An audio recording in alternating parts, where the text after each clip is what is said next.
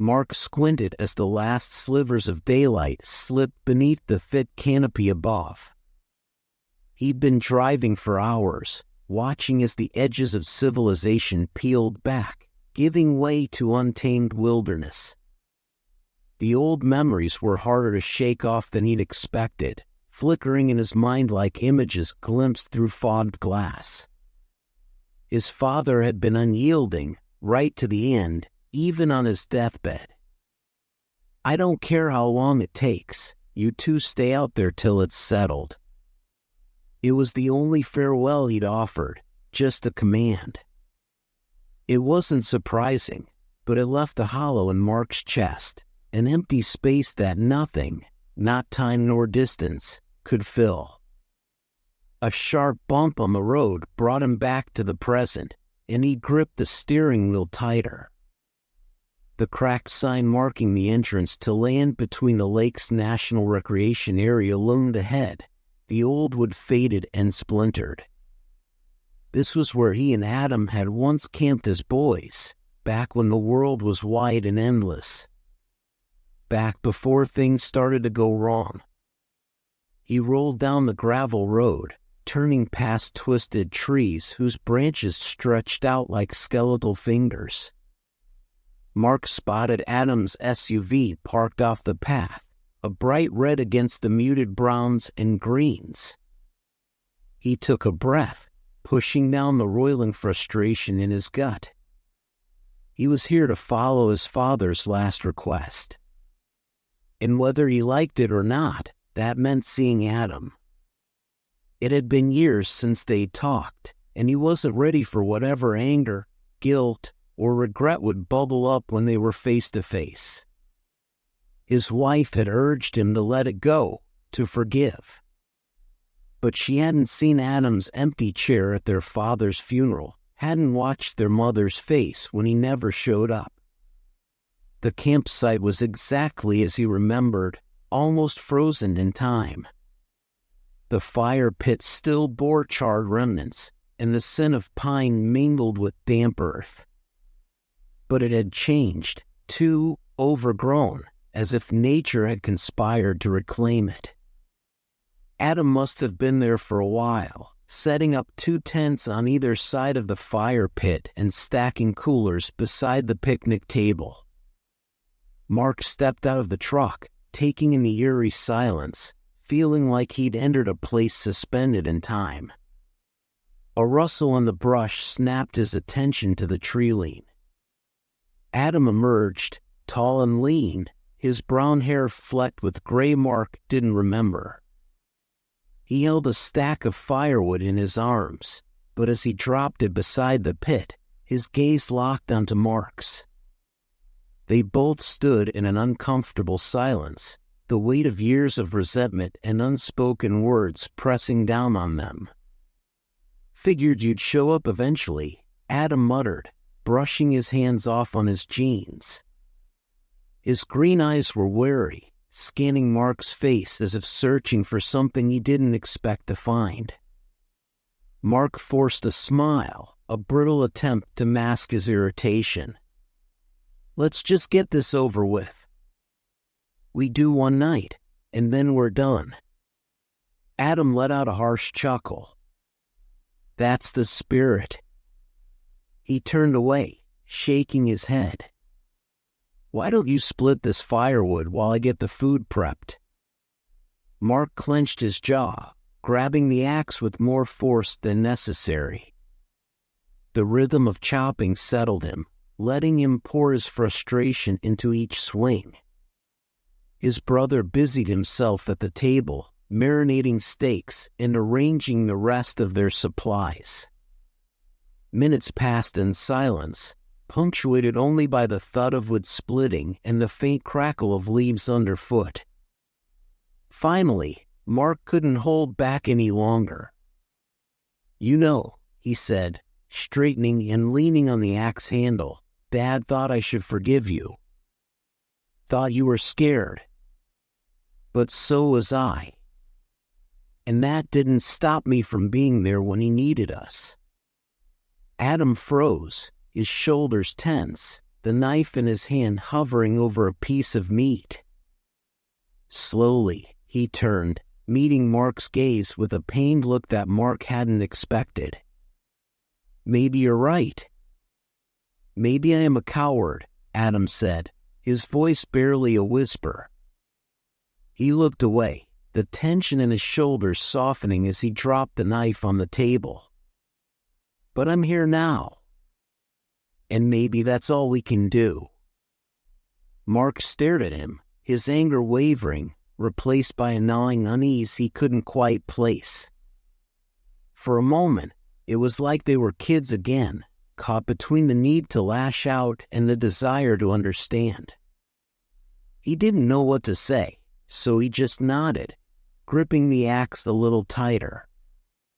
As the sun dipped below the tree-line, they finally got a fire going.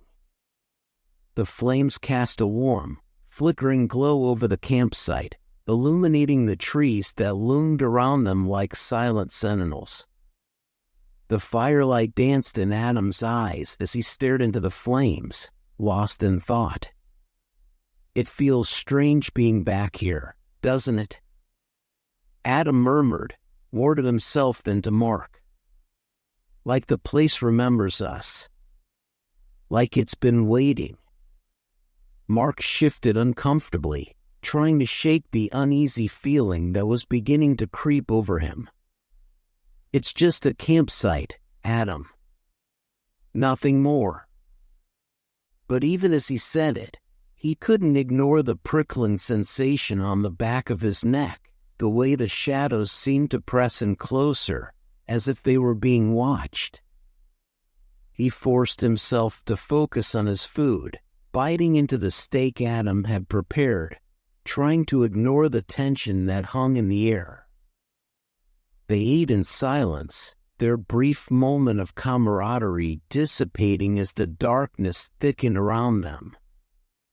Just as they began to settle, a strange noise sliced through the night, a piercing, high-pitched scream that sounded like an animal in pain. But there was something else in that sound, something almost human. "What the hell was that?" Adam whispered, his voice taut with fear. Mark's pulse quickened as he strained to see beyond the firelight, his eyes scanning the dark forest. "Probably a coyote. Or a wolf. Don't get all freaked out." Adam's face was pale, his eyes wide as he looked at Mark. "That didn't sound like any animal I've ever heard." A low, guttural growl rumbled from the trees, closer this time. Both men froze, their bodies tense, listening as the forest fell silent around them. It was as if the entire world was holding its breath. Then, slowly, a pair of glowing eyes appeared in the darkness, watching them from the shadows just beyond the firelight. Mark's heart hammered in his chest as he stared at the eyes, unblinking and unnervingly human, yet filled with a wild, predatory hunger. "Don't move," Mark whispered, his voice barely audible. "It might just go away." But the eyes didn't move. They remained fixed on them, watching with an intelligence that sent a chill down Mark's spine. He could feel Adam trembling beside him, could hear the shallow, rapid breaths as his brother fought to keep still. Then, without warning, the creature began to rise. Slowly, it stood on two legs, its massive form towering over the campsite. Mark's mind raced, trying to make sense of what he was seeing. It looked like a wolf, but larger, far larger than any wolf should be, and its posture, its gaze, was all wrong. There was something terribly, horrifyingly wrong about it. Adam clutched Mark's arm, his voice a desperate whisper. "Mark, what is that?" Mark couldn't answer. He didn't have an answer. All he knew was that they had to get out of there, and fast. "Run," Mark said, his voice barely a breath. He didn't wait for Adam to respond. He bolted, his legs pumping as he sprinted toward the truck, the terror propelling him forward. He could hear Adam behind him, his footsteps pounding on the forest floor. But as they ran, Mark could sense the creature following them, its heavy, loping strides drawing closer with every step. They reached the truck, diving inside and slamming the doors just as the creature reached them. It paced around the vehicle, its glowing eyes never leaving them, its breath fogging the windows as it leaned close, snarling. "Drive!" Adam screamed, his voice shrill with panic. But Mark's hands fumbled as he searched his pockets, his heart sinking as he realized the keys were still on the picnic table. Adam's face went pale, and for a moment, they just stared at each other, the weight of the realization settling over them. One of them would have to go back. "I'll do it," Adam said, his voice steady despite the fear in his eyes. He reached for the door, his hand trembling as he gripped the handle. Mark wanted to protest, but he could see the determination in his brother's face, the unspoken understanding that this was something he had to do. He nodded, handing Adam the bear spray, even though they both knew it wouldn't be enough. Adam slipped out of the truck, moving as quietly as he could, his eyes never leaving the creature as he edged toward the table. Mark watched, his heart pounding, his fingers gripping the steering wheel so hard his knuckles turned white. Just as Adam reached the keys, the creature lunged, its massive form hurtling toward him with terrifying speed. Adam barely managed to dodge, spraying the creature in the face with the bear spray. It let out a furious roar, recoiling, giving Adam a precious second to sprint back toward the truck. But the creature recovered quickly, and within moments, it was on him again. Mark could only watch, helpless, as Adam struggled beneath the creature's massive claws, his screams piercing the night as the beast's jaws sank into his shoulder. In a final act of desperation, Adam threw the keys toward the truck, his voice strangled as he shouted, "Go! Get out of here!" Mark's heart shattered as he twisted the key in the ignition, the engine roaring to life. He glanced in the rearview mirror one last time, his eyes filling with tears as he saw Adam's form disappearing into the darkness, engulfed by the creature's shadow. He sped down the dirt road, his vision blurred with tears, the horror of what he'd just witnessed burning into his mind. By the time he reached the edge of the forest, he was numb, his body moving on autopilot as he drove away, leaving behind the place that had haunted him for so long.